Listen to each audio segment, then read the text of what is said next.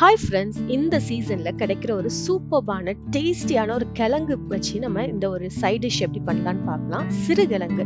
யாருக்கெல்லாம் சிறுகிழங்கு பிடிக்குமோ கீழே கமெண்ட் பண்ணுங்க. இந்த கிழங்கு அவ்வளவு மண் வாசனையா இருக்கும். இந்த மண் வாசனை உள்ள கிழங்கு நல்லா ஒரு பேக்ல போட்டு பீட் பண்ணி எடுத்து இந்த ஸ்கின் எல்லாமே லூசன் அப் ஆகி வரும். ஏன்னா நம்மளுக்கு ஸ்கின் பீல் பண்ண இதுல கொஞ்சம் கஷ்டம்.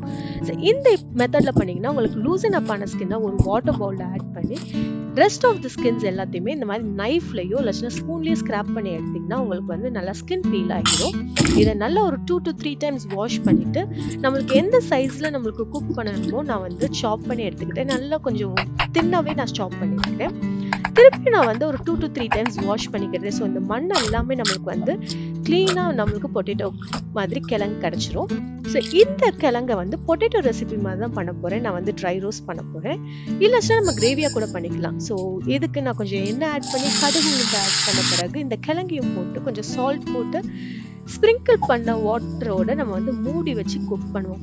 குக் பண்ண பிறகு நான் எல்லாமே இதை வந்து ஹை ஹீட்டில் தான் பண்ணுறேன். ஒரு 3 to 5 மினிட்ஸ் கழிச்சு பார்த்தீங்கன்னா நல்லா வந்து கிழங்கு வந்து குக் ஆகிருக்கும். இந்த ஸ்டேஜில் மஞ்சத்தூள் வத்தப்பொடி இதெல்லாம் போட்டுட்டு மீடியம் ஹீட்டில் நல்லா குக் பண்ண விடுங்க. கிறிஸ்பியாக தேவைப்பட்டால் கொஞ்சம் ஆயிலும் ஆட் பண்ணிக்கோங்க. நல்லா கிறிஸ்பியான டெக்ஸ்சர் வந்தோடனே நம்மளுடைய கிழங்கு ரெடி ஆயிடுச்சு. கண்டிப்பாக அதை செஞ்சு பார்த்துட்டு எப்படி இருந்துச்சுன்னு கீழே கமெண்ட் பண்ணுங்க.